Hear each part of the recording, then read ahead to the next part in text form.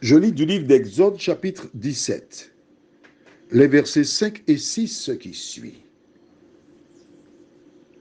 L'Éternel dit à Moïse, passe devant le peuple et prends avec toi des anciens d'Israël. Prends aussi dans ta main ta verge avec laquelle tu as frappé le fleuve et marche. Voici, je me tiendrai devant toi sur le rocher d'Horeb. Tu frapperas le rocher et il en sortira de l'eau et le peuple boira. Et Moïse fit ainsi aux yeux des anciens d'Israël. Le thème pour aujourd'hui, c'est la solution. Prions. Seigneur, voici Moïse qui se trouve désarmé devant un peuple assoiffé, un peuple qui est prêt à le battre, le mettre à mort. Mais il demeure ferme. Aide-nous, Seigneur, à regarder, analyser et copier ce que fit Moïse, nous t'en prions. Au nom de Jésus. Amen. Qu'arrive-t-il quand tu rencontres un problème? Il y a des gens qui vont voir un gars des affaires, un hougan, c'est ce qu'on dit en Haïti, il me semble, ouais. Un quimboiseur.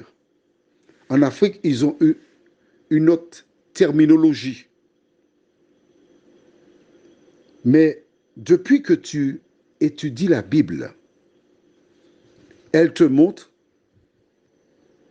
une voie facile qui permet aux hommes de trouver la solution. Quand tout paraît perdu, l'Éternel a toujours une solution. Je ne suis pas surpris par l'attitude du peuple d'Israël, parce que ce dernier était l'autoroute utilisée par l'ennemi pour essayer de contrecarrer le plan de Dieu. Ils oubliaient. L'ennemi les faisait oublier. C'est pourquoi je partage avec toi l'un de mes secrets. J'ai sur mon ordinateur, dans Excel, fait un tableau où il y a une colonne de gauche. Il y a la date et la colonne de droite, plus large de celle de gauche. Je note tout ce que Dieu me permet de faire.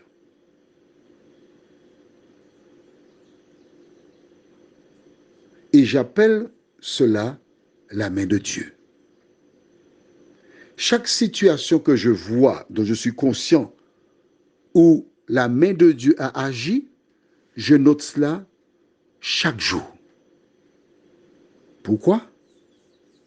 J'ai par le passé entendu une chanson qui dit « Quand le vol de la tempête vient assombrir ton ciel bleu, au lieu de baisser la tête, compte les bienfaits de Dieu. » La Bible, c'est quoi? Un ouvrage où l'on retrouve des récits de femmes et d'hommes qui ont vécu des expériences avec Dieu. Est-ce que les expériences avec Dieu se limitent qu'aux personnes, qu'aux personnages qui sont dans la Bible? Mais non. Dieu permet chaque jour que nous fassions des expériences. Comment?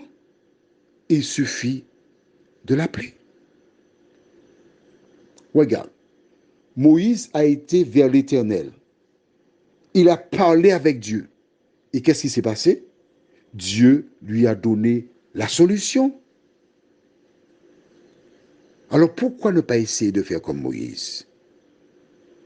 Pourquoi ne pas essayer de présenter ta situation à Dieu par la prière? Avant de t'énerver, avant d'invectiver, avant d'injurier,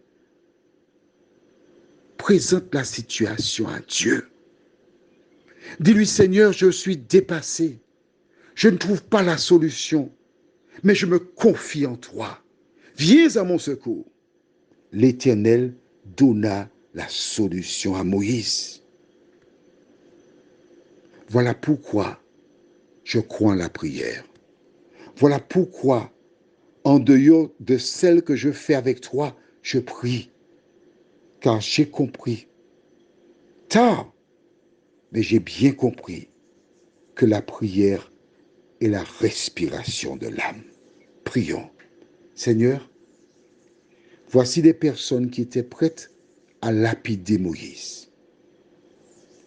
Des personnes qui étaient prêtes à retourner en Égypte. Des personnes qui reprochaient.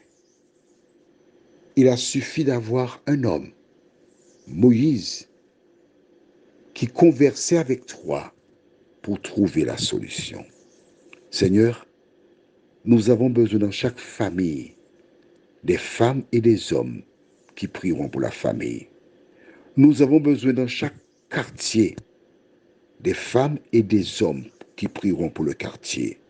Nous avons besoin dans chaque ville des femmes et des hommes qui prient. Dans chaque pays, partout dans le monde. Car la prière est une puissance de l'Éternel des armées. Aide-nous à le comprendre. Aide-nous à te prier. Nous t'en prions. Au nom de Jésus et pour ta gloire éternelle. Amen. Je te souhaite une bonne journée sous le regard de Dieu.